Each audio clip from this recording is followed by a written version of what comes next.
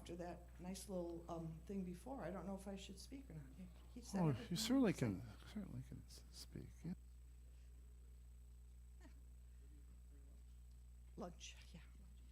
Maybe you got the drift of some of the stuff. It was, yeah, anyway. Hold on one second. No, no.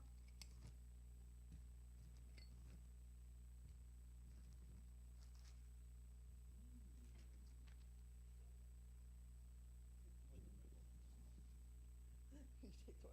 It's my favorite too. That's the problem.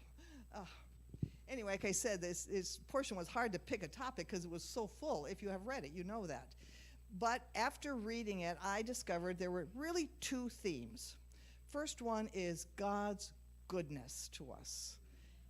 Goodness to us in the blessings, the curses too.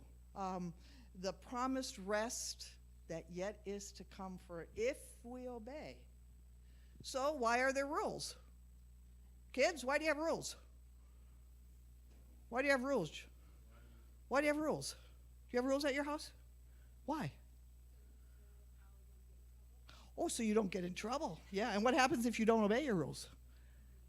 You get in trouble. There are consequences.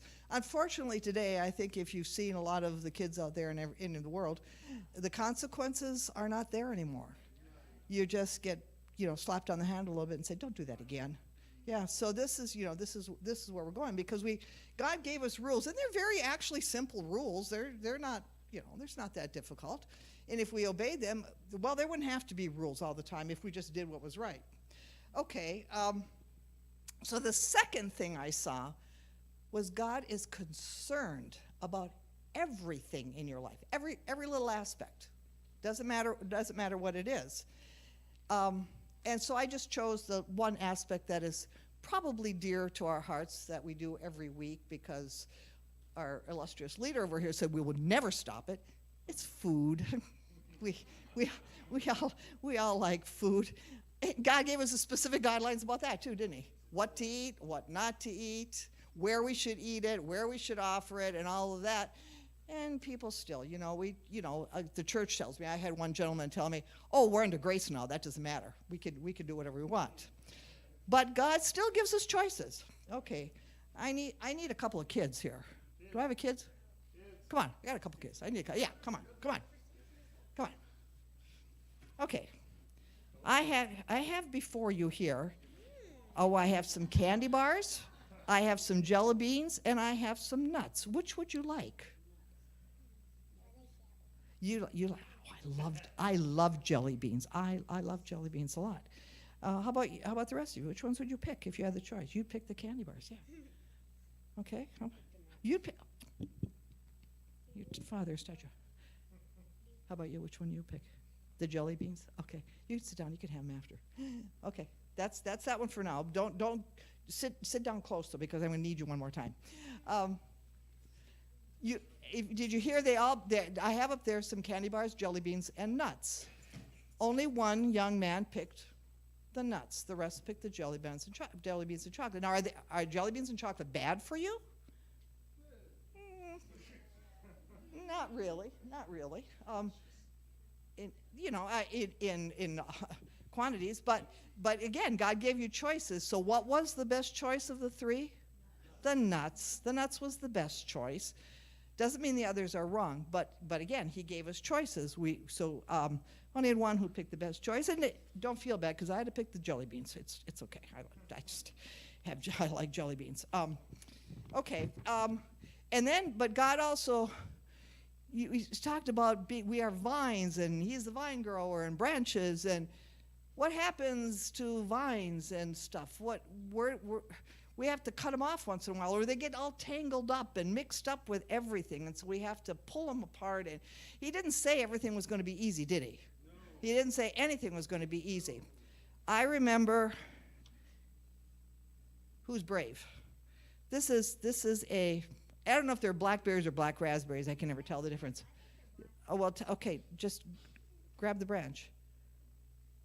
Ow, yeah, ow.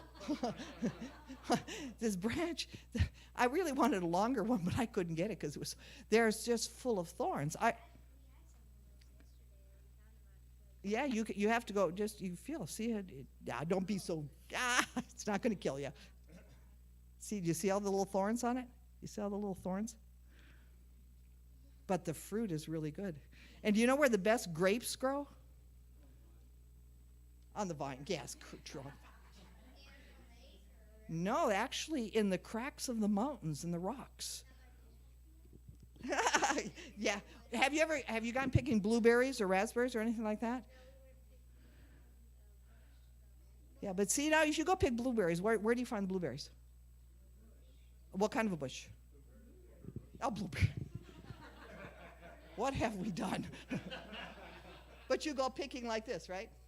You walk down and you pick the raspberries the same way. How many of you know how to pick how blueberries actually grow? Really grow. Low, very low bushes. So you either have to bend, you have to sit, you have to kneel, and they're little and it takes forever. But you know what?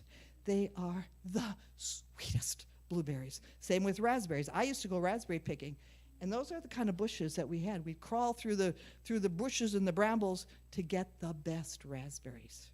So God just doesn't say, hey, here, I'm dropping the blueberries and the raspberries and the jelly beans right on you. You got to work for them, kids. You got to work for them. So just remember, God is good. I mean, he really is. Thank you, Pastor, or whatever, if you are not. He's good, but he's so concerned. He really does. Sometimes we say, God doesn't care about that. Oh, yes, he does. He cares about every little hair on your head, or lack of, whichever.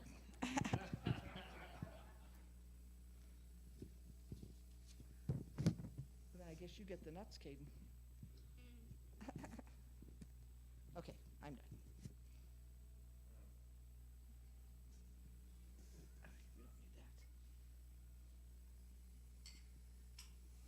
You can split them up. Don't eat chocolate in here or anything in here. You can take, but you can't eat them in here. That's against the rules. No, you got to share them. You have to share. Okay, that's it. My turn? Your turn. All right, please rise.